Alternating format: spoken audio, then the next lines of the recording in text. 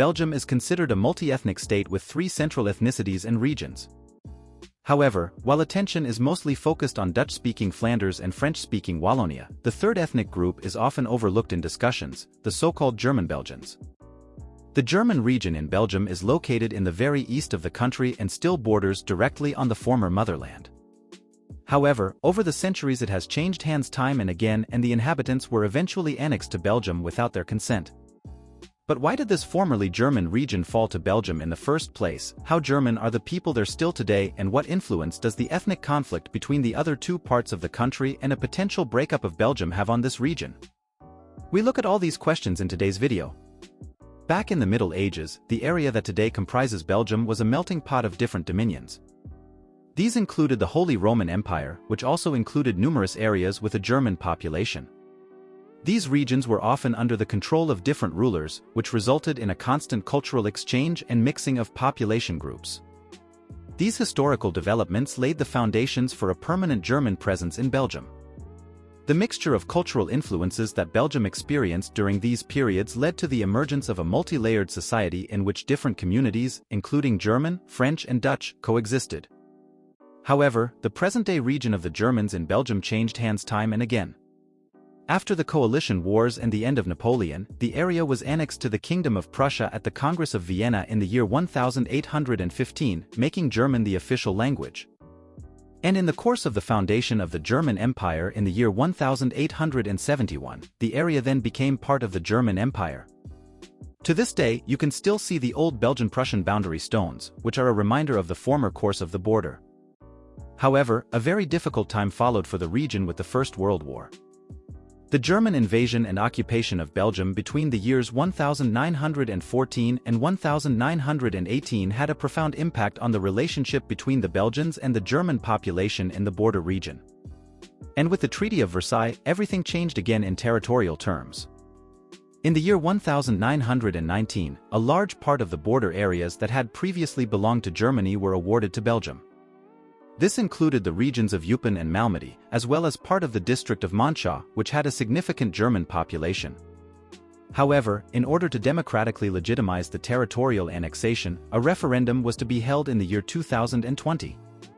The aim was to clarify whether the region should be permanently separated from Germany. However, even though a secret and independent vote was initially promised, it was ultimately not a democratic election. There was no secret ballot, instead, public option lists were laid out. And the Belgian commissioner exerted massive influence on the voters by announcing that those who voted for Germany would be expelled from the region immediately. He also made it difficult for them to exchange money and hand over ration cards. Accordingly, only 271 of the more than 30,000 voters registered. However, the Belgian government saw this as legitimizing the annexation, and the new border demarcations led to the integration of a German minority of over 30,000 people into Belgian society, but also laid the foundation for a series of social and political challenges in the years to come. After 4 years of occupation, the Germans were extremely unpopular. And on the other hand, the Germans were also betrayed by the Belgian government. And of course this laid the foundation for demands for revision by Germany even then. After the German invasion of Belgium in the year 1940, the region was annexed back and a number of other Belgian municipalities were annexed as compensation. However, this only lasted for a short time, as the entire region was returned to Belgium following the German defeat and the subsequent Potsdam Conference. This was followed by another difficult period for the German-Belgians, many of whom had joined the Wehrmacht and were responsible for war crimes. However, from the 1950s onwards, a slow but steady process of integration set in for the first time, characterized by mutual efforts towards understanding and cooperation. In the year 1950, the Belgian government officially recognized the German community as one of the linguistic minorities in the country, a significant step towards promoting their cultural and political rights. This recognition led to an improved social position for the German minority, including increased representation in political offices and institutions. In the following decades, the German minority in Belgium developed into a fully integrated community, preserving its cultural and linguistic identity while actively participating in the social and political life of the country. Educational programs, cultural initiatives and political measures helped to foster a climate of respect and recognition for the German community in Belgium.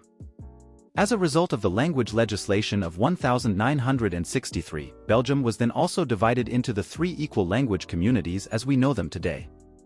And since then, there has also been a strong integration of Germans in Belgium.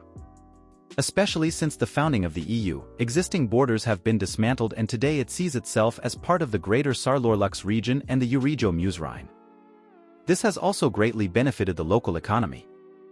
And so the German minority in Belgium, although relatively small compared to the other two population groups, still plays an important role in the cultural and social fabric of the country. The exact number of people of German descent in Belgium is not entirely clear, but it is estimated that today around 77,000 members identify with this population group. This region is known for its bilingual upbringing, with many people speaking both Flemish and German, which promotes seamless cultural exchange and cooperation.